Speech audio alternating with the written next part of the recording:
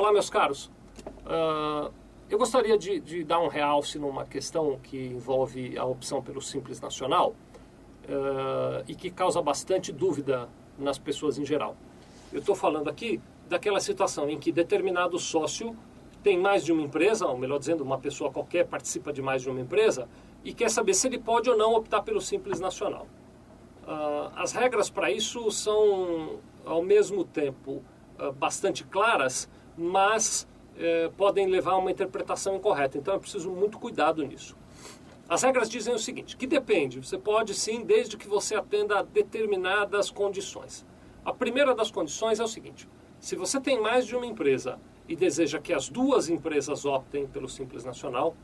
independente de quantos por cento você tem do capital social dessas duas empresas, se ambas vão optar pelo Simples Nacional, você obrigatoriamente deve somar o faturamento das duas e elas não podem, num ano, exceder 2 milhões e 400 mil reais de faturamento acumulado. Outra condição é quando você quer que uma empresa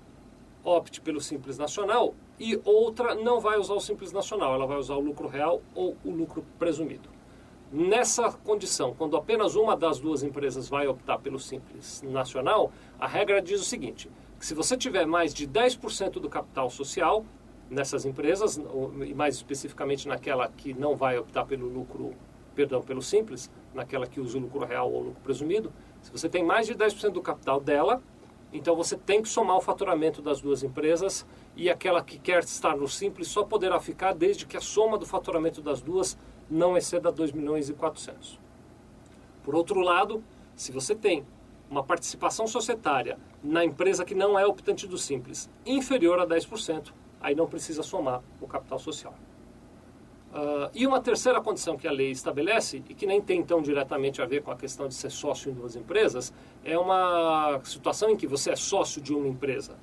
que optou pelo Simples ou que deseja optar pelo Simples, e você é administrador de uma outra empresa qualquer, na qual você não é sócio, você só foi nomeado administrador.